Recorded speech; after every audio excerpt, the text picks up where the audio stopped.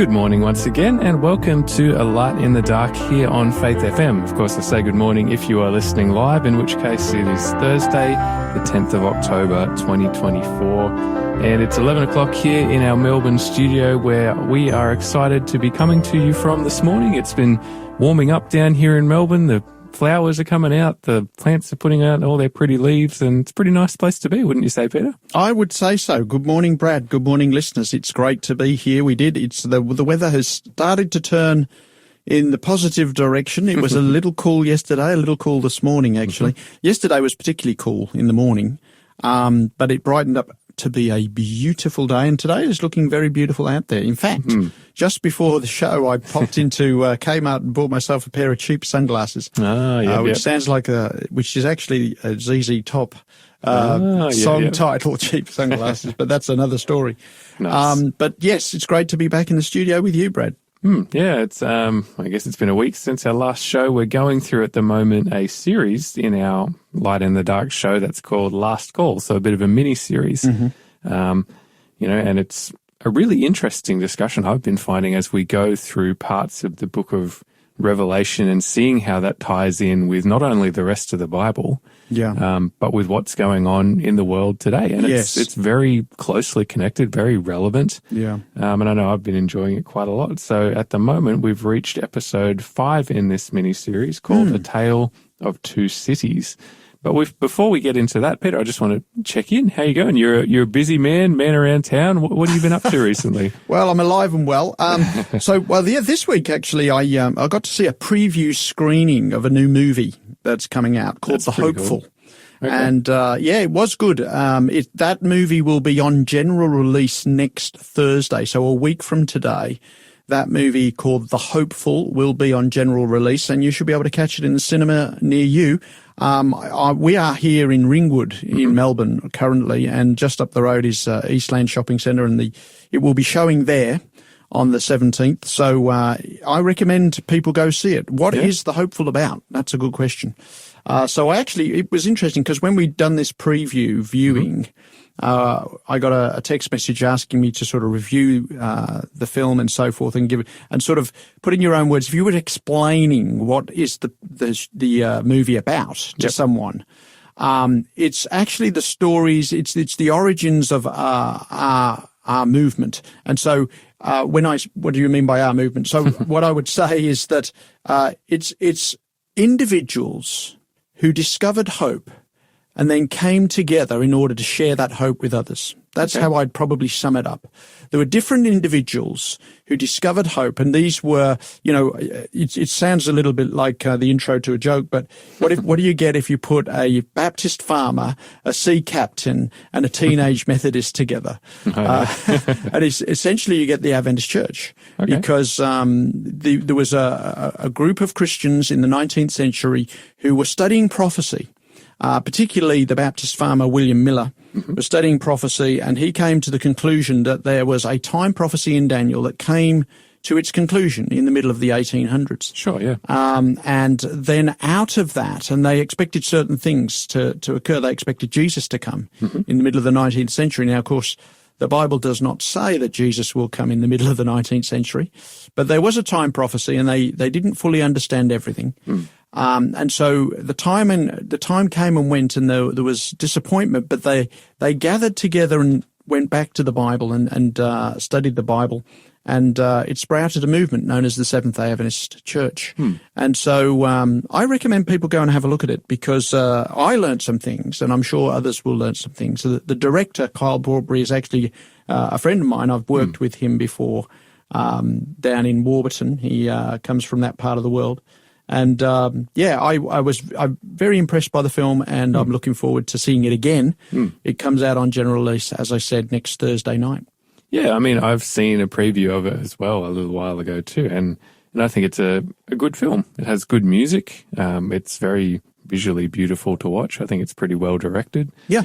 And so I guess, if you're looking for an interesting, family-friendly movie with good Christian themes in it. And a true film. It's based on true events. These things actually happened. And so I found it very a great blessing to actually see the film. So I recommend people go and see it. Yep. Yeah. And, like I'd probably say the same for most films and that sort of thing that are created by Christians telling stories about Christianity. It's a good thing to go and support. Yes.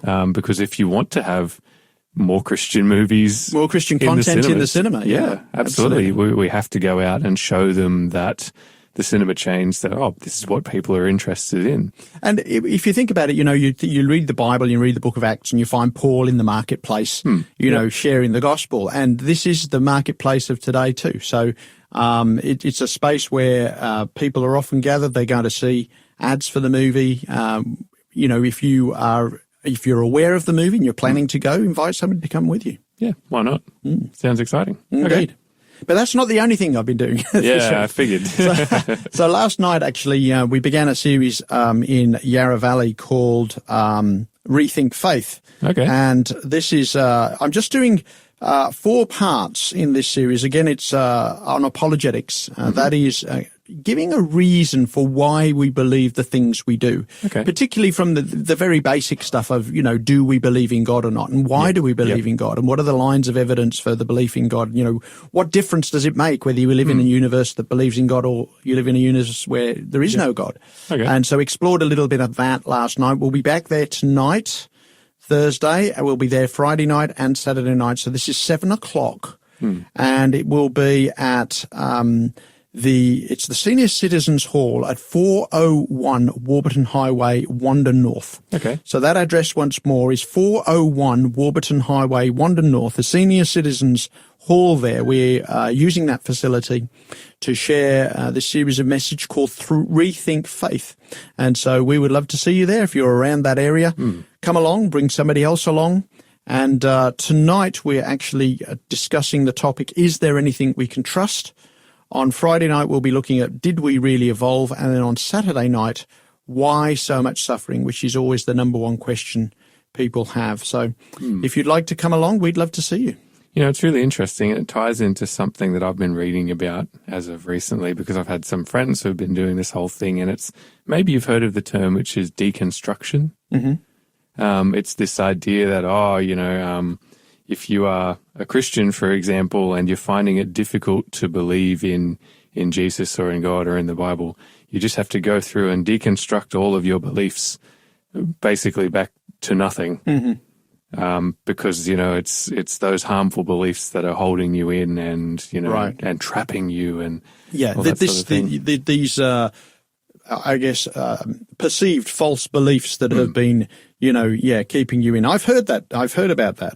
Yeah. Which is bizarre from my perspective, right? Yep. Because I actually found that was true in the opposite sense. So I had a belief that there was no God. I believe that we all arose through the evolutionary process, that we're really essentially nothing more than animals. Yep. That, nobody gets to tell me what to do. I get to decide what I want, But I also found myself to be self-destructive when left to my own devices. It wasn't always a great idea. And so then when I had the encounter with God and be able to explore the Bible and explore some of these amazing truths, that I discovered that the story that I had been told growing up through state school, through the evolutionary process, through the media, through the culture, that, God doesn't really exist. That's for little children. And, once you grow out of that, then you'll be better off and what have you.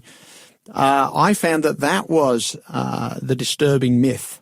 And that, in fact, there is a God who loves me, who cares about me, who has done something for me long before I was even aware of it, and is currently doing things for me and has plans for me, has prepared a place for me. And so there's lots and lots of blessings that I have received as a result of encountering God.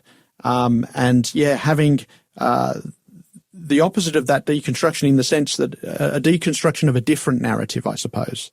I've been exploring the new narrative with God for about 30 years, and all I can say is I wouldn't miss it for the world. It's just better every day. So, fantastic! I mean, I love hearing that, and I think it's very true as well. You can deconstruct if you decide to. You could deconstruct your Christian faith to nothing, but what are you going to be left with? You're going to be left with nothing. Yeah, well, this is it. It's like that's interesting, because last night when we were talking about does God exist, we were saying we're not going to talk about proof, right? Some people will say, well, prove to me that God exists, you know. Yep. Somebody else might say, well, prove to me he doesn't exist, you know. And then the problem is if you offer a proof, it'll be, well, that's not the proof I was looking that's for. right. That's right. And so what we did was we talked about lines of evidence. And I think then you look at those lines of evidence and you can compare the models, right? And say, well, does this point in the direction of a designer or of a God, or does this point in the direction of random chance, you know, events occurring to produce the amazing complexity of life we have? So, a fascinating discussion, and we'll be continuing that for the next few nights. Fantastic. So, so if you are around the Melbourne region, particularly on the east side, but, you know, if you're willing to make the trip, that's definitely a cool thing to check out what Peter's doing over there at the Senior Citizens Hall in North Wandon. Yeah, that's the hall. We've hired that hall. So it's a Senior Citizens Hall at Wandon North, and it's 401 Warburton Highway, Wandon North. We'll be there at 7 p.m. tonight, Friday and Saturday. Fantastic. Well, if you would like to get any more information about that, because maybe you're listening and you're thinking to yourself, I'm never going to remember this. I'm driving somewhere. I didn't have the chance to write it down, whatever it might be. Remember, you can always text us in here on A Light in the Dark on 0488 808 31. So one more time, that is 0488 808 31, and we'll make sure we get you all the details for that so that you don't miss out. Well, we might even mention it at the end of the program again. So. And equally, you know, if you don't have the number saved into your phone for A Light in the Dark, 0488 808 31, make sure you do save it in your phone, because that's the number we use every single week to give you a great free offer where there's no obligations attached. You know, you're not expected to pay us for postage or anything like that. It'll be completely free, and it'll be something that's always connected to what we are talking about on the show. The best things in life are free. The best things in life are free. Well, not free for us. They're free for you, you know. All right, we had better go to a song break, but when we come back, we're going to be really digging into the next part of our series. We are. We're going to look at A Tale of Two Cities, and we're going to be talking about the fall of Babylon. So we'll do this when we come back. All right.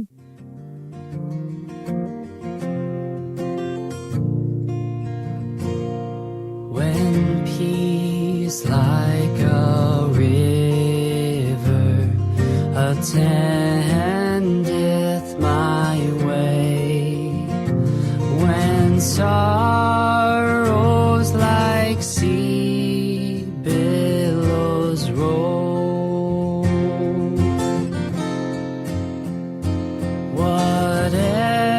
whatever my lot, thou hast taught me to say, it is well with my soul. It is well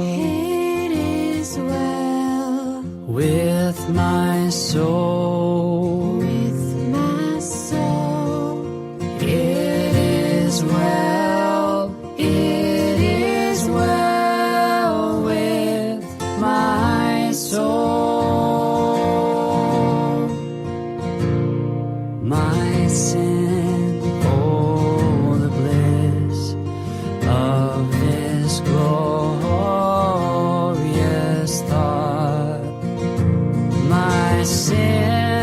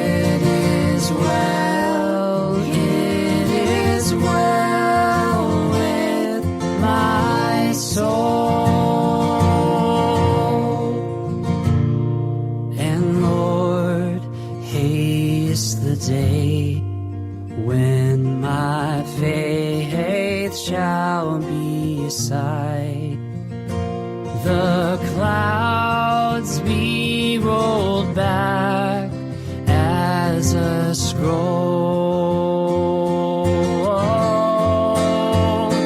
The trump shall resound, and the Lord shall descend. Even so, it is well with my soul. It is well. It is well with my soul. With my soul. It is well. It is well with my soul. It is well. It is well with my soul. With my soul. It is well. It is well with my soul. You just heard there Paul Sultana with the song It Is Well from the album Songs of the Story Volume 1. Welcome back. You are here with us on A Light in the Dark. And just before the break, we were mentioning, this interesting movie that Peter had gone and seen earlier called The Hopeful. Well, if you are interested in basically just getting some more information about it, seeing where you can book in for tickets, all you need to do is text the word HOPE. So HOPE, HOPE. Text that to our show number 0488 808 31, and it'll give you a link where you can find all the information. You can book in tickets. You can see what it's all about, watch a trailer, all that sort of good stuff. And you'll see it's actually a pretty good looking film. So one more time, text the code word HOPE to the number 0488 808 31 to get a bit more information about that new exciting movie, The Hopeful, which is coming out next week. Mm-hmm. Pretty exciting stuff. That's right. All right. Speaking of exciting stuff, we are in a mini-series here in A Light in the Dark called Last Call, where we are discovering God's last call in the heart of the book of the Revelation. Yeah. And we're in Revelation 14 because we're in the 5th episode of this mini-series called A Tale of Two Cities. Yeah, so some people will be familiar with the, I think, was it a Charles Dickens novel? A Tale of Two Cities, and the two cities, I think, were London and Paris. Yep. But this is not that. So this is A Tale of Two Cities. We're going to be looking at the second angel's message. So in the heart of the book of Revelation, chapter 14 of Revelation, verses 6 through 12, what we have is a section of the book called The Three Angels' Messages. Mm-hmm. And we've spent the first 4 episodes looking at the first angel's message. And now we're going to move on to the second angel's message. And let's read that, which is Revelation 14 and verse 8. This is the second angel giving its message. And I'd like you to read that, Brad, please. Yeah, sure. It says, "And another angel followed, saying, Babylon is fallen, that great city, because she has made all nations drink of the wine of the wrath of her fornication." All right, so that's quite an interesting sentence. A lot going on there. Yeah. So, there's some interesting words in there, and I would, where it says, she's made all nations drink of the wine of the wrath of her fornication, I'd probably put in there she made all nations drink of the wine of the passion of her fornication. Okay. Okay, because it can be translated that way, but. An interesting message. It's saying that Babylon is fallen. Well, what is Babylon? In order to understand this, there are 2 Babylons, essentially. There is the real, literal Babylon in the Old Testament that we're going to look at today. And then there is the spiritual Babylon that is spoken of here in the book of Revelation, but a little bit further on, particularly more detail is given in Revelation 17. Okay. And so we're going to look at that next week, spiritual Babylon. But we need to lay a bit of a foundation. What is with Babylon? And the reason I've called this particular episode A Tale of Two Cities is we have noted that there was a war in heaven. Mm-hmm. In this series, we've talked about the fact that there is a war it began in heaven between Lucifer and God, and essentially it is manifested itself into a battle, a war between Christ and Satan. Yep. Okay. This great conflict, and it was a propaganda war essentially about the character of God. what is God really like? Is God loving and caring and giving, or is he actually selfish, self-centered? Is he cruel? Is he arbitrary? What is God like? And there are two pictures of God being given. One is being given by Christ, and the other is being given by Lucifer. And that war, which began, maybe we'll read this, Revelation 12, 7 to 9, we can read about where this war began in heaven, and then we'll notice that it actually comes to earth. So, yeah, sure. Maybe if you can read Revelations 12, 7 through 9. It says, "And war broke out in heaven. Michael and his angels fought with the dragon, and the dragon and his angels fought. But they did not prevail, nor was a place found for them in heaven any longer. So the great dragon was cast out, that serpent of old called the devil and Satan, who deceives the whole world. He was cast to the earth, and his angels were cast out with him." All right. So here we have the origins of this great battle. Lucifer, a brilliant, beautiful angel, is also called here the dragon, or that great serpent of old called the devil and Satan.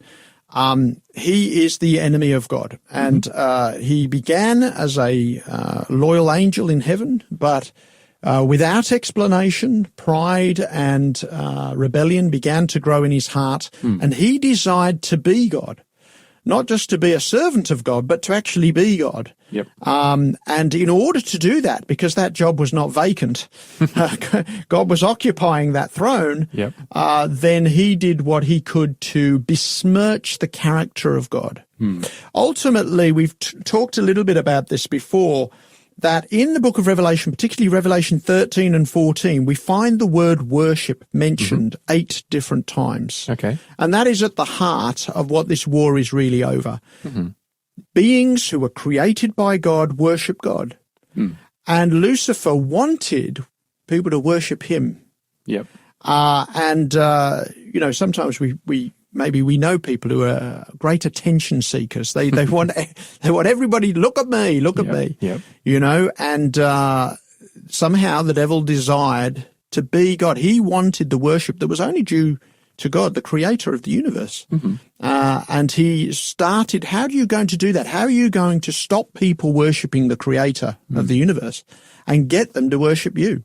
Well, I think the first thing you have to do is to engage in character assassination. Yeah, you have to, basically you have to prove that you are better or greater or more worthy of it. How are you going to do that against the creator of the universe, right? How are you going to build yourself up to be something that's going to compete with the creator of the universe? You engage in the old Australian pursuit of tall poppy syndrome. That's right. You got to bring others down to make yourself look better. It's character assassination and it's mudslinging, and essentially that's what the devil began to do amongst the angels. Yep. And then, of course, it says he was cast out of heaven. There was no place found him for him any longer.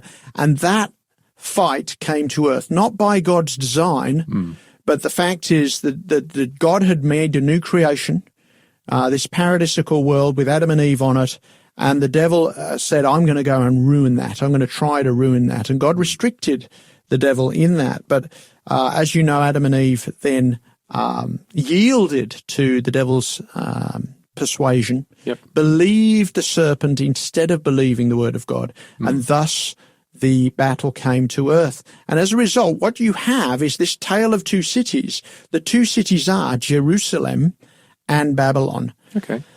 That in the Old Testament particularly, Jerusalem is a symbol of God's city, whereas Babylon is a symbol of the city of rebellion. Okay. And so, for instance, the first mention of Babel in the Bible is in Genesis, and it's in relation to a tower, isn't it? Yes, but maybe people have heard of the Tower of Babel. Yeah. Let me just go back here. All good. I'm fumbling around. Genesis chapter 10, verse 9. It talks about Nimrod, right?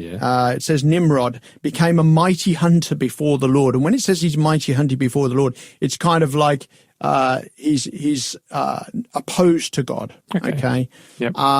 Therefore, it is said, like a mighty hunter before the Lord. This is Genesis 10:9, and in Genesis 10:10, it says, "In the beginning of his kingdom was Babel." And that's the first reference you get to Babel as a place. Yep.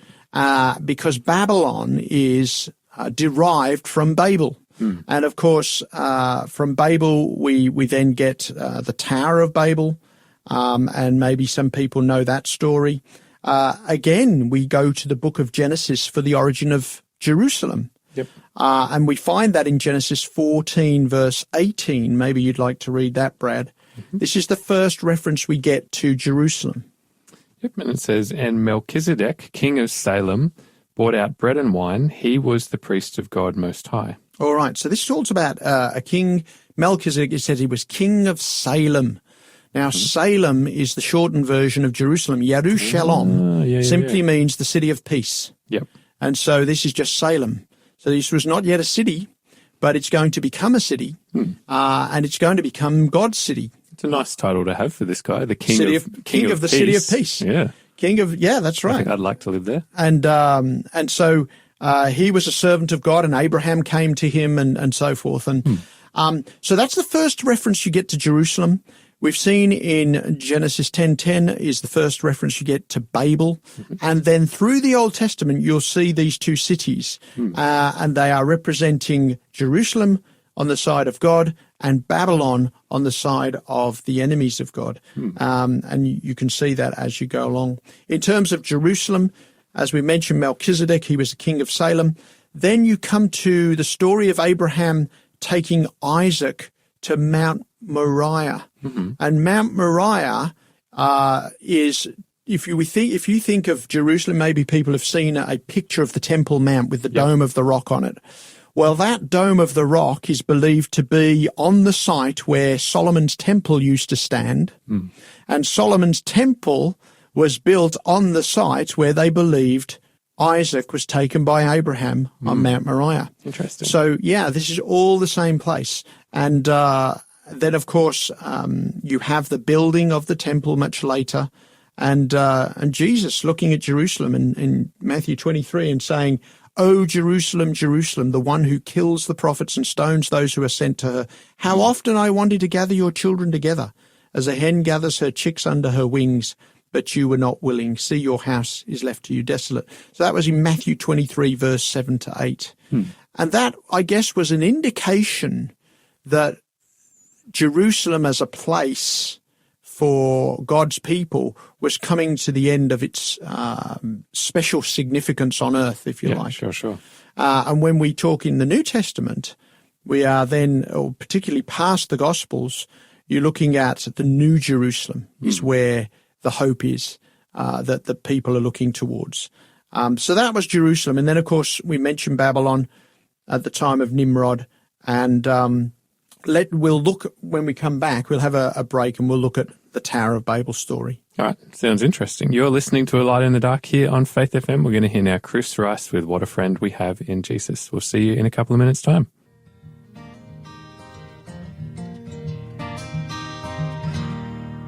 What a friend we have in Jesus, all our sins and griefs to bear.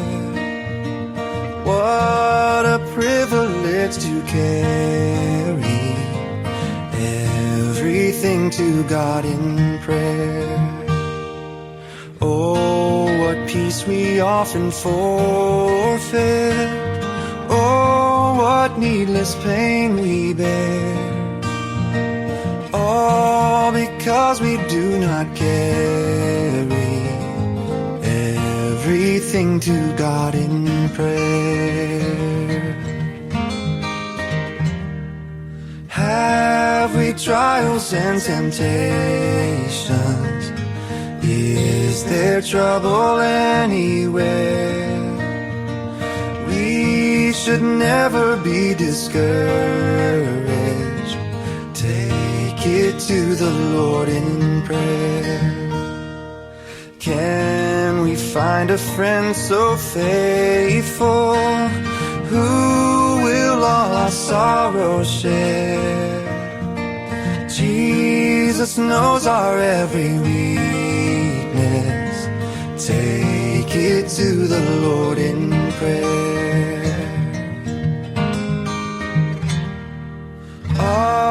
we weak and heavy laden, cumbered with a load of care. Precious Savior, still our refuge, take it to the Lord in prayer. Do your friends despise, forsake you? Take it to the Lord in prayer. In His arms He'll take and shield you. You will find a solace there. What a privilege to carry everything to God in prayer. Everything to God in prayer. Everything to God in prayer.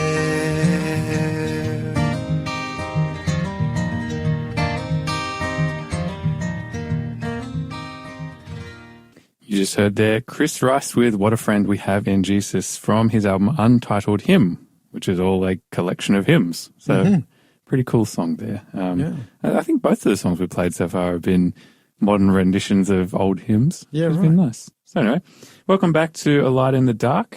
We are partway through episode 5 of our mini-series Last Call, and this episode is called A Tale of Two Cities. And just before the break, we were kind of discovering who these cities are. Yes. We mentioned Babylon and Jerusalem, and maybe you've heard of these places before, maybe you haven't.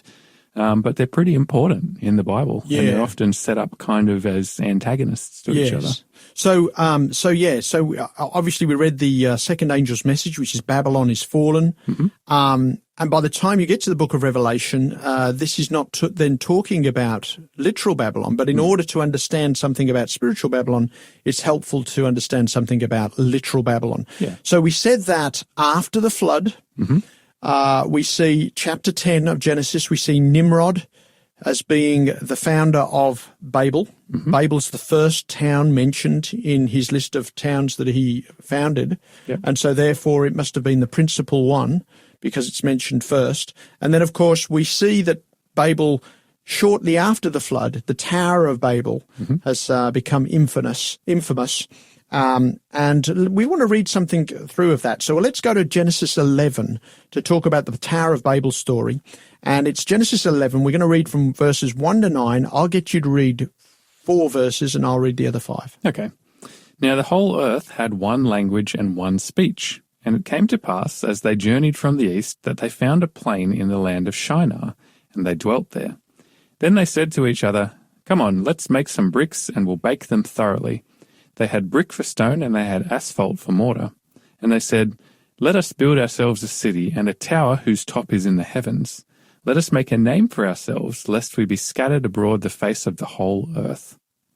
But the Lord came down to see the city and the tower which the sons of men had built. And the Lord said, "Indeed, the people are one, and they all have one language, and this is what they begin to do. Now nothing that they propose to do will be withheld from them. Come, let us go down, and there confuse their language, that they may not understand one another's speech." So the Lord scattered them abroad from there over the face of all the earth, and they ceased building the city.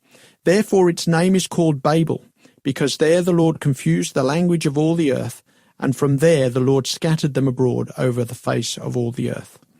So what's going on here is that this is shortly after the flood. And so after the flood, it seems that there are sort of two kingdoms that you get these civilizations that appear, one in Mesopotamia and one in Egypt, the very early after the flood. Sure. These start to develop. And so here you have the story of the Tower of Babel. And essentially, God had said after the flood, go out on the earth, fill the earth, be fruitful and multiply. Yep. And but they have sort of chosen to stick together. They find this place. They're going to let us build a city, they said, and a tower whose top in. Let us make a name for ourselves. And what is happening here is they're thinking, well, previous generations have witnessed the flood. Yep. What if there's another flood?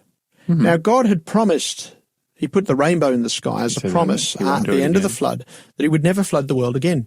But So this begins with a lack of faith. It begins with a lack of belief in the promise of God, the promise that he would never again flood the world. Yeah. And so the purpose of them building a city, and particularly of the building a tower, is the idea of, if there is another flood, we'll build this big tower.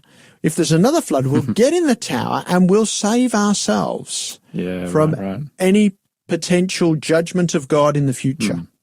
Okay. So number one, they don't believe God in his promise that he would never flood the world again. Number two, they're trying to save themselves. So they're building in defiance of God. They're building for the purpose of saving themselves.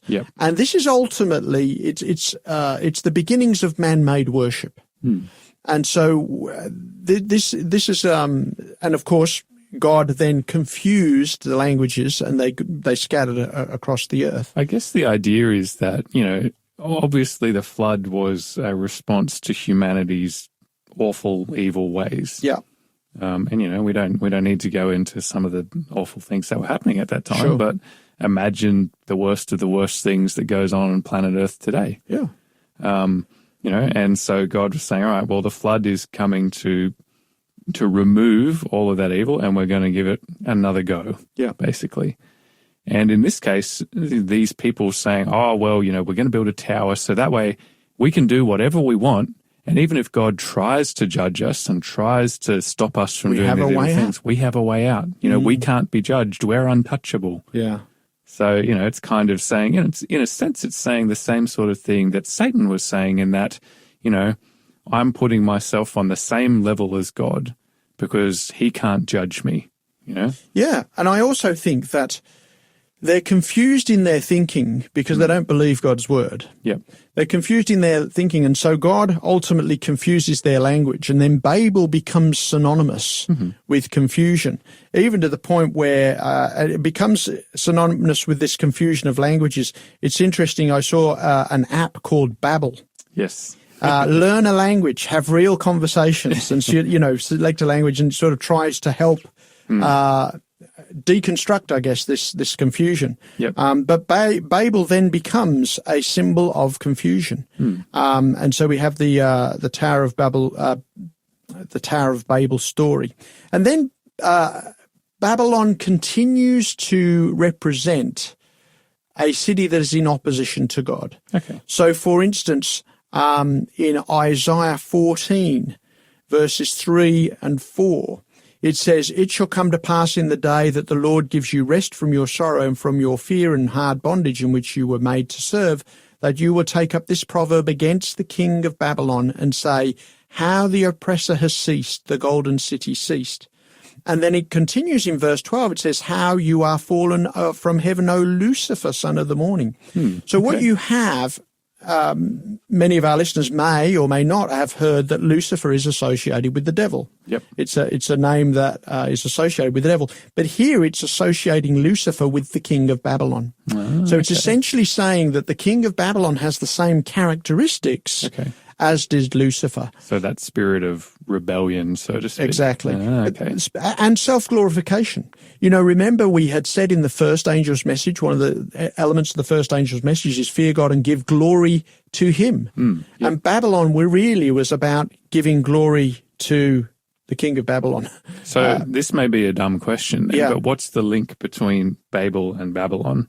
So Babel is Babylon. So in other words, the location of Babel is where the city of Babylon developed thereafter. So interesting enough, you've got the story of Babel, but then you also have the early iteration of the city of Babylon. And then you have a resurgence of Babylon around the time of King Nebuchadnezzar, about 600 BC. Around 600 BC, you have the Neo-Babylonian Empire. And that is Nebuchadnezzar's father. He began a rebuilding, if you like, or a refurb, shall we say, a refurbishment of Babylon and extending it and making it much bigger. And then, of course, Babylon became the dominant power in the region, even to the point, I think it was 605, 606, Babylon defeats Egypt and King Necho. And so at that time, when that defeat occurs, I think at the Battle of Carchemish, When that defeat occurs, that represents the sort of transition to Babylon is the major power at this point. Okay. And so then you have, of course, all the stories in the Bible about King Nebuchadnezzar. And when Babylon becomes that significant power, Professor Andrew George of University of London talking about Babylon, it says, any visitor to Babylon at the height of its power will be absolutely staggered by the spectacle of its monumental architecture and by the fact that there gathered in the city were people from all over the world. It was a true metropolis. So there were people that would gather at this amazing city. Tom Holland, another historian and author, talking about Babylon, he says, Babylon proclaimed itself to be the first city of the world, I guess the first city in terms of the most prominent city. Yep. It was a city that the gods had first created according to their own legends. And this conceit reflected the fact that it was indeed a metropolis of an order and scale that the world had not yet seen before. Well, it was definitely a very central point in the ancient world for trade as well. Like every bit of trade that would have been coming from the east, from Asia and India, and all the trade coming from the west, you think of places like Greece and Egypt in particular, would all be passing through this region. Yeah.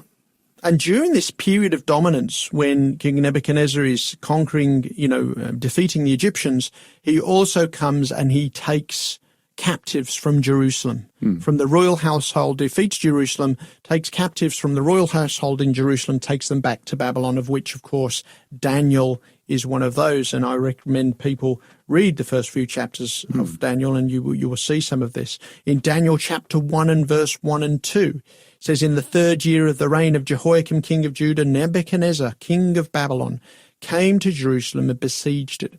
And the Lord gave Jehoiakim, king of Judah, into his hand with some of the articles of the house of God, which he carried into the land of Shinar to the house of his God.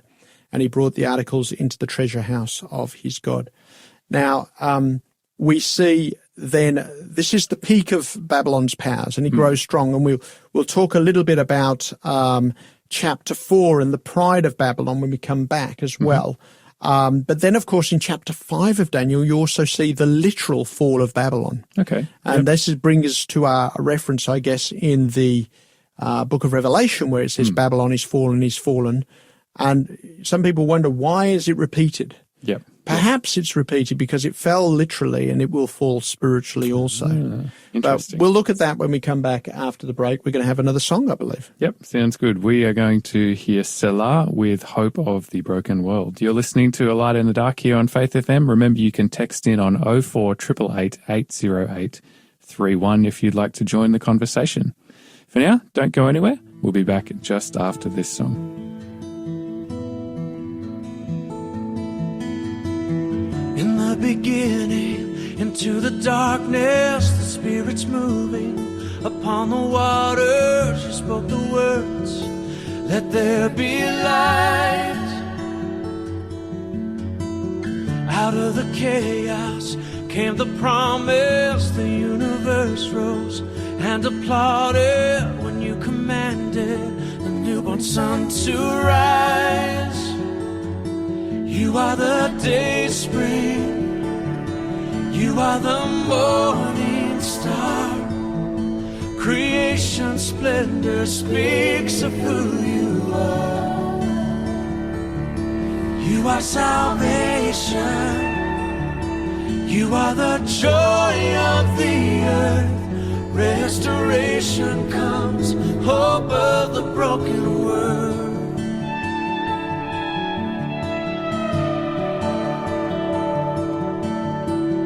Into my weakness, into my darkness, your Spirit's moving upon my heart, and you speak the words, let there be light. Into my chaos comes your promise, the new is rising, the old is passed on, you are reviving and making all things right. You are the dayspring, you are the morning star. Creation's splendor speaks of who you are. You are salvation. You are the joy of the earth. Restoration comes, hope of the broken world. Arise, shine, the glory of the Lord is risen. Arise, shine, the glory of the Lord is risen. Arise, shine, the glory of the Lord is risen. Arise, shine, the glory of the Lord is risen. You are the day spring, you are the morning star. Creation splendor speaks of who you are. You are salvation. You are the joy of the earth. Restoration comes, hope of the broken world. Restoration comes, hope of the broken world.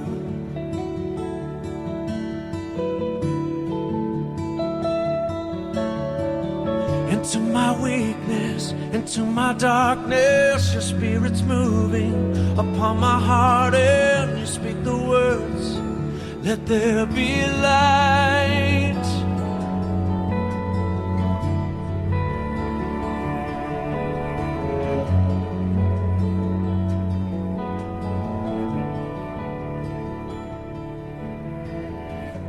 You just heard there Selah with Hope of the Broken World. Welcome back to A Light in the Dark here on Faith FM, where we are 5 episodes into our mini-series called Last Call, where we're exploring the book of Revelation and what's going on there.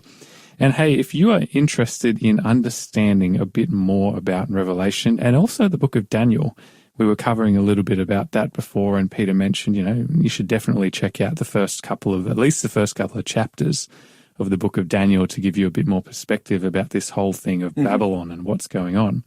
We have a free offer for you today that'll help you do just that. Good. It's a book that's called Visions and Dreams, and it's designed to help you take a look at the book of Daniel, the book of Revelation in the Bible, and understand what's going on there. So look, you may even be able to get a little bit ahead of what we're doing here on the show, and it'll help you understand in the weeks to come what we're talking about. So if you would like to get your free copy of this book, Visions and Dreams, there's no obligations, no costs to you, anything like that. We just want to send you something great so that you can develop your knowledge of the Bible and your relationship with Jesus. If you want to get this book, Visions and Dreams, all you need to do is pull out your phone and text today's code word, which is ALD48. So ALD48, and text that to our show number 0488 808 31. So one more time, the code word is ALD48, and you want to text that code word to our show number 0488 808 31. Now, if you missed the code word or the number, don't panic. You can just contact us at Faith FM through any method you'd like, our Facebook page, our 1-800-FAITH-FM number, our email address, whatever it might be, and we will make sure that you get your free copy of this great book, Visions and Dreams. And we're going to mention the code word and the number again just towards the end of the show. But let's get back into our discussion of these two cities. We've kind of looked at one of them, Babylon, and what it's all about. But what's this other city? So the other city is Jerusalem, and we mentioned that the beginnings of that was Melchizedek, king of Salem. Mm-hmm. And then, of course, Jerusalem becomes a city associated with God. David takes the city from the Jebusites. This is King David. He then establishes that as the capital. His son Solomon builds a temple, the first temple on the city, on Temple Mount there in the city of Jerusalem. If people, like I said, if people think of the Dome of the Rock today, that's built on the site where the temple was once was. Yep. But both of these cities, Jerusalem and Babylon, they're representative of God's city and the enemy's city, but they're both literal in the Old Testament and even into, particularly Jerusalem, into New Testament times. But by the end of Jesus' ministry, Jerusalem's significance literally is coming to a close because they're now looking to the new Jerusalem, the heavenly Jerusalem. Yep. And when you get to the book of Revelation, you still find Babylon, you still find Jerusalem, but this is spiritual Babylon and spiritual Jerusalem. We're going to talk a little bit more about that next week. Oh. So we've talked about that the Neo-Babylonian Empire under Nebuchadnezzar about 600 BC reached its zenith. And in fact, even though they took captives from Jerusalem, and those captives actually witnessed for the God of heaven in many amazing ways in Daniel chapter 1 and 2 and 3. And then you come to Daniel chapter 4, and King Nebuchadnezzar's had another dream. And this dream is about a tree. And the tree is a broad tree, and it feeds the birds of the air, and the beasts of the field gather under it for shade, and it provides, this tree provides. And then he, in the vision, it says, chop down the tree. And he thinks, oh, what does that mean? And they call in the magicians and everything, and Daniel comes in and he interprets the dream and says, King, you're too proud. Right. You need to humble yourself before the God of heaven, because you did not build this tree. This tree is a gift from God, that God has given you ability. He's given you this kingdom. He's allowed you to prosper, and you need to understand from where your prosperity comes. And he's claiming this for himself. And Daniel's saying, if you don't, what's going to happen is it's going to be taken from you. And so that's what it means. Well, it's interesting. I think it's in Daniel chapter 2 where God gives Daniel the understanding to another one of Nebuchadnezzar's dreams. Yeah. The way Daniel praises God is he says, you are the one who sets up kings and kingdoms, and you are the one who brings them back down That's again. Right. And we see that literally happening. Very true. And so what you find then after this, about a year later, after this dream that the kings had, Daniel's interpreted it, a year later, it says at the end of 12 months, I'm reading now in Daniel chapter 4, verse 29. It says, at the end of 12 months, he, King Nebuchadnezzar, was walking about the royal palace of Babylon. The king spoke, saying, is not this great Babylon that I have built for a royal dwelling by my mighty power and for the honor of my majesty? And so he is bragging about this great Babylon that he has built.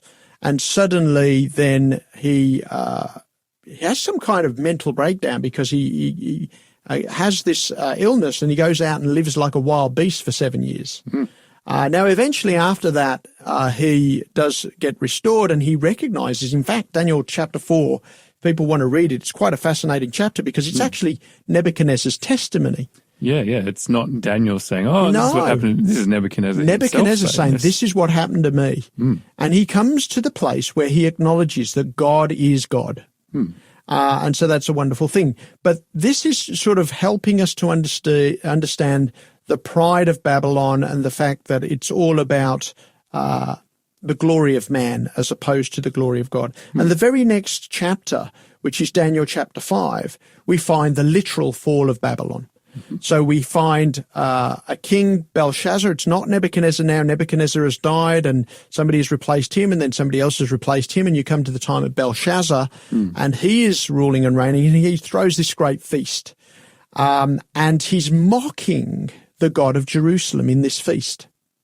So he says, oh, bring me some of the goblets from the temple in Jerusalem, and I'm going to toast the gods of stone and wood and gold and silver. So he's mocking the God of heaven, right? And at that time, if anybody's ever heard the phrase, the writings on the wall, it comes from this story where a bloodless hand writes on the wall, and it's writing they can't even understand. So they call Daniel in, who's about 85 at this point. And Daniel interprets the writing. And he says that, this is a judgment on Babylon. And it says, you have been weighed in the balances and found, God has numbered your kingdom and finished it. You've been weighed in the balances and found wanting. Your kingdom has been divided and given to the Medes and the Persians. And we see the fall of Babylon. So this was, I guess, the last straw in terms of the kingdom of Babylon. God had given them years and different rulers, different administrations to be able to, recognize the goodness of God through his witnesses, Daniel and the other Hebrews that were there, And but finally, this particular king had chosen the opportunity to mock the God of heaven, and ultimately Babylon came to an end. Those are important elements when we come to looking at spiritual Babylon, which we will do next week. So today was called A Tale of Two Cities. The two cities are Jerusalem and Babylon. Next week, we're going to look at A Tale of Two Women. Okay. That is, and they represent God's people, and then people that have fallen off the path of God. And we'll talk about that next week. But what we need to understand is Babylon is in ruins today, literal Babylon. And it's in the country we call Iraq. Yep. And it was defeated by the Medes and the Persians in 539 BC. And then it changed hands and became part of the Greek Empire, and then eventually fell into ruins. But Babylon was a center for man-made system of religion. Yep. Okay, essentially. And this is why, and if we go right back again to the Tower of Babel, we recognize that it was set up in opposition to God. It was set up in defiance of God, and as a statement of unbelief in God's proclamation. Babylon also had a king who was treated like a god. The king of Babylon is compared with Lucifer, as we said in Revelation. Sorry, in Isaiah, I should say. Babylon was also a center of image worship. And these are going to be interesting because as we look at the three angels' message, we'll talk about image worship and so forth. Yep. Babylon was a center of false teachings about death, what happens when you die. And Babylon was also a center of sun worship, as were many of the kingdoms of the ancient world. And so you have all of these elements that we're going to sort of draw together and take a look at spiritual Babylon next week. Okay. So the idea then is that, some of these things that the Babylonians were doing, like they're either literally or metaphorically still applying to different people or places today. Correct. So what you have is you have literal Babylon, and you look at the history of that, and you draw out some of the lessons from there. That helps us when we look at when Babylon is mentioned in the book of Revelation. It's not talking about those ruins in Iraq. And actually we can demonstrate that, and we will do from the New Testament next week. It's not talking about that, but it's talking about spiritual Babylon. How do we interpret that? How do we understand what spiritual Babylon is? And some of these clues from literal Babylon will help us in our understanding of spiritual Babylon when we look at that next week. And what does it mean that Babylon is fallen and so forth? All right. Well, maybe we can wrap it there. But mate, it sounds exciting for what we're going to be talking about next week. I love almost finishing on a little bit of a cliffhanger. It's a cliffhanger. It's a cliffhanger. Can't wait to hear all these next I was week. thinking about it. I mean, we could probably shorten the series and put these two things together, but I actually think it's good to see, number one, that there were these two cities. That one was representing God's people and one was representing the enemy of God's people. And that helps us when we're looking at those things in Revelation, where clearly the spiritual significance is being portrayed there rather than the literal. Well, I'm glad we're taking the extra time to, build that foundation so we can understand it better when we actually do delve into it. Yeah. So good on you. Well, we're just about out of time, but ultimately God's people were in Babylon, literally. And he arranged that they would be delivered from them so that they could go home. And this is the story of God's deliverance. Fantastic. Well, thank you everybody for joining us today on A Light in the Dark. Just quickly, if you're interested in getting some more information about the movie we discussed earlier called The Hopeful, you can text the word HOPE to 0488 80801. And if you're interested in getting a copy of today's free offer, the book Visions and Dreams, you can text ALD48 to the same number, 0488 80831. Thank you for joining us today, and we'll see you again, same time next week.